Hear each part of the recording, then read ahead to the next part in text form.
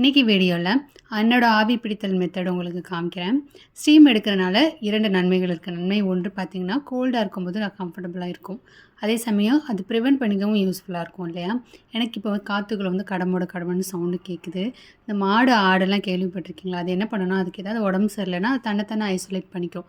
அடுத்த நாள் மேய்ச்சலுக்கு போவேல அதுக்கு தேவையான மூலிகை அதுவே சாப்பிட்டுட்டு அது க்யூர் பண்ணிக்குமா. அந்த மாதிரி தான் பக்கத்தில் யாராவது இருக்கும்போது நம்மளை பார்த்துப்பாங்க. இல்லைன்னு வச்சுக்கோங்களேன், நம்மளும் மாடு ஆடு மாதிரி தான் ஏதாவது ஒன்று பண்ணி நம்மளை வந்துட்டு காப்பாற்றிக்க வேண்டியதான். என்னோடய ஸ்டீம் மெத்தட் பார்த்திங்கன்னா, மஞ்சள் போடுவேன், அதுக்கப்புறம் விக்ஸ் போடுவேன். ஊரில் இருக்கும்போது எதாவது ஹெர்பல் கிடைக்கும், அதை பொரித்து போட்டு நம்ம ஸ்டீம் பண்ணிக்கலாம். இது வந்துட்டு நம்ம வந்துட்டு ப்ரிவென்ட் பண்ணிக்கிறதுக்காண்டியான நன்மை 2 பார்த்திங்கன்னா, என்னோடய ஸ்கின் கேரும் இதில் இருக்குது.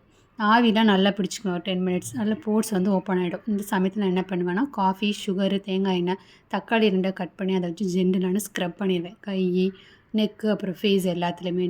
வீட்டில் ஏதாவது ஃபங்க்ஷன் வந்தால் கூட நான் இந்த மெத்தட் தான் யூஸ் பண்ணுவேன். ஸ்கின் பார்த்திங்கன்னா அப்படியே டோன் ஈவனாக இருக்கும். பிஃபோர் ஆஃப்டர் நீங்கள் வீடியோவில் பார்த்தா உங்களுக்கு தெரியும். என்னோடய ஃபேஸை பார்த்தா நீங்கள் கூட ட்ரை பண்ணலாம். நிறைய ஸ்பெண்ட் பண்ணவும் தேவையில்லை ஃபேஷியலுக்குன்ட்டு.